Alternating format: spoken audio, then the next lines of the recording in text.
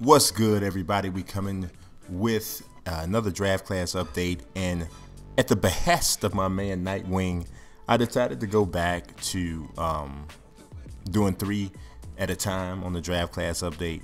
Now, I'm still going to show, the different ways of how to make the different guys.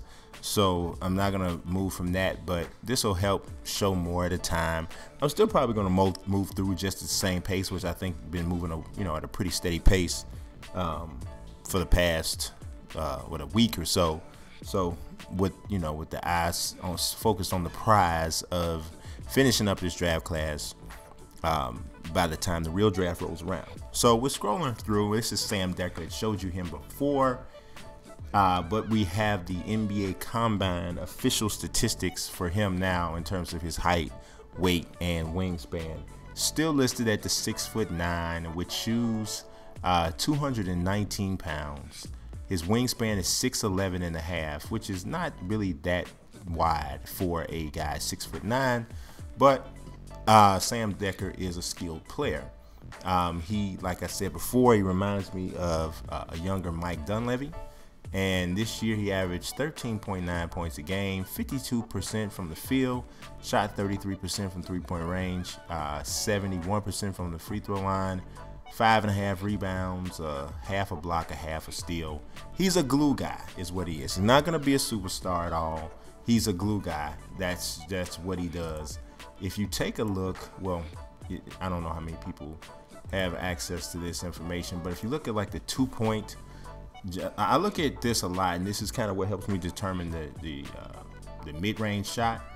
If you look at his 2-point, his field goal percentage on 2-point jump shots is 37.8%, which is really not that high.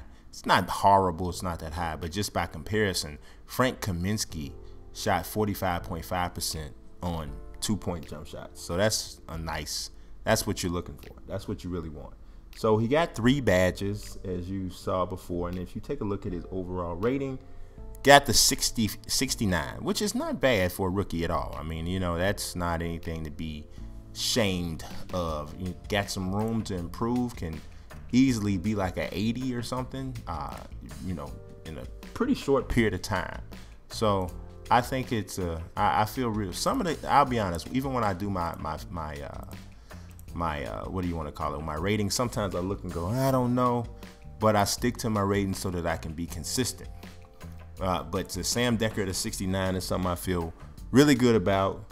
No qualms at all in regards to the feasibility there. I think that's right about where he needs to be. This is Moussa Diagne, very, very raw big man prospect. Moussa is 6'10". They have him listed at 218 pounds, which is ultra thin, right?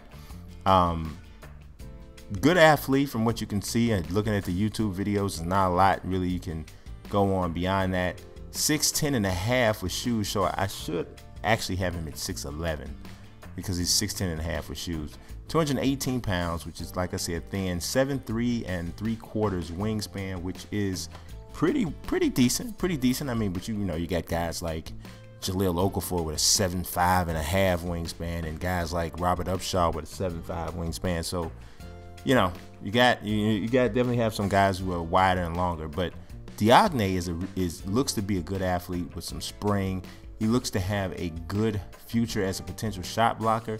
You can actually see kind of how big his hands are in some of these images you see where he's holding the basketball, and the basketball looks pretty small in his hands. So that's going to be interesting to find out just how large his hands is, because large hands really help guys, especially when it comes to finishing close to the basket. If you can palm the basketball just off the initial first touch of it, it really helps you to control and manipulate the ball around the basket. That's why big hands are an asset.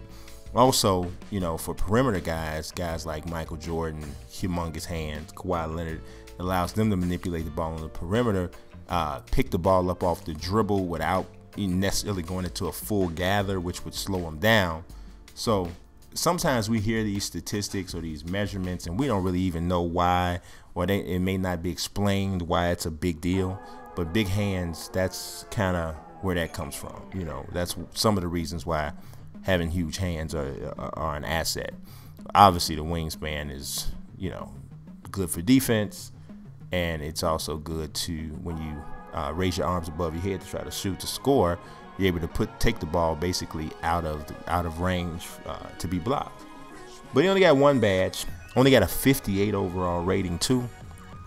So, I mean, based off this, his statistics even overseas are not super impressive. We have no real frame of reference aside from what we see in the YouTube videos and some of the stuff from Draft Express. So this is Andrew Harrison, first of the Harrison twins that I've ever actually created. And I think I did a pretty good job on the render. Not too shabby. He is 6'5.5" in shoes. Made him 6'6", 213 pounds, 6'9" wingspan. The only thing about the Harrisons to me, is their athleticism or lack thereof.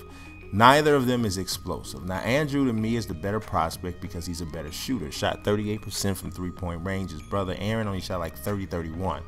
So if you're not a great athlete and you're playing the guard position, you better be able to shoot it. Now, both of them can handle the ball. Andrew's a better ball handler. He has good vision because of how tall he is. He's able to see over the top of most defenders who will check him. So that obviously helps him.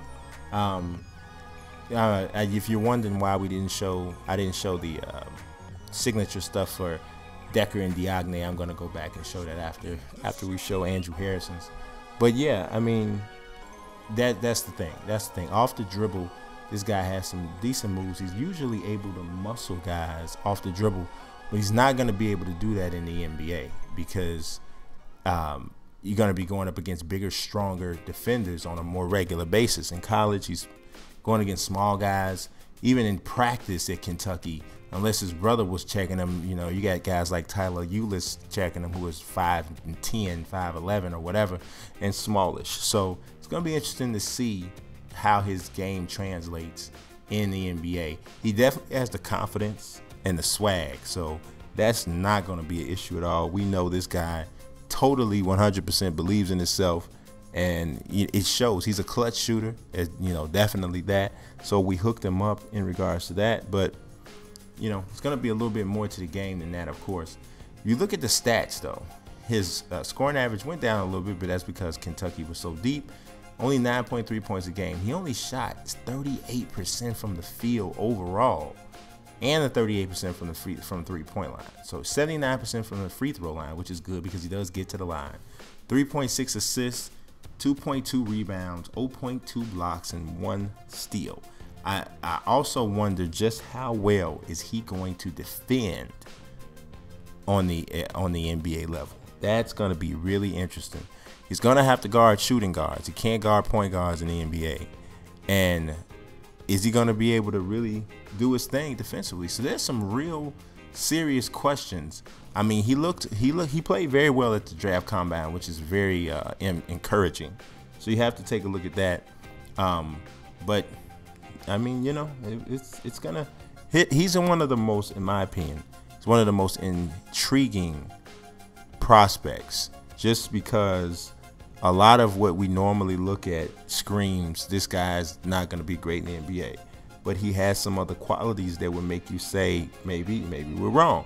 So you got 10 badges here because I had to account for, his ability to knock down clutch shots, his confidence, all of that sort of thing. But when it comes down to the ratings, he still got a 65. So yeah, I had to make sure the monitor's a little far away right now. So you got a 65. Be honest, Aaron's gonna be lower than that. His rating's gonna be lower than that when I finally do throw him up there.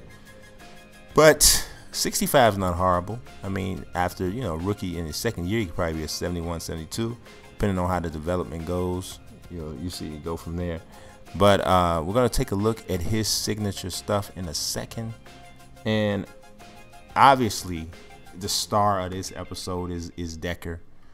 Sam Dekker's the one. Out of the 3 guys covered in this one, he's the guy.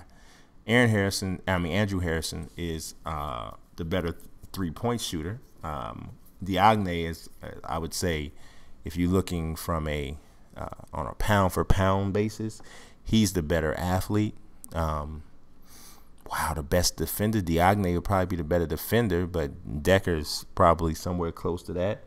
You know, but I guess overall, I guess if I just be honest, this episode, this little trio of guys covered in this one is not not exactly the most you know, it's not chock full of blue chip prospects, but I do think all three guys will be NBA players, because Diagne, when you're that big and decently athletic, it's really hard not to stick in the league, especially if you prove yourself to be a quality rim protector, which is something that I think at the very least Diagne can do based off what I've seen. He could have even more than that. You just really never know. You never know. He's from Senegal, so we don't know how well he's going to play when you know, when things get cranked up. I mean, guys like Bismack Biyombo is still in the league. You know, he's barely in the league. I shouldn't say barely in the league. But he's firmly entrenched as a role player and nothing more than that. So we'll see what happens with Diagne. That's this episode of the Draft Class Update. The next one will have 3 in it as well. So appreciate y'all watching. You can tell, man, look how many videos been coming out. I've been working. I've been really working. God bless. Peace.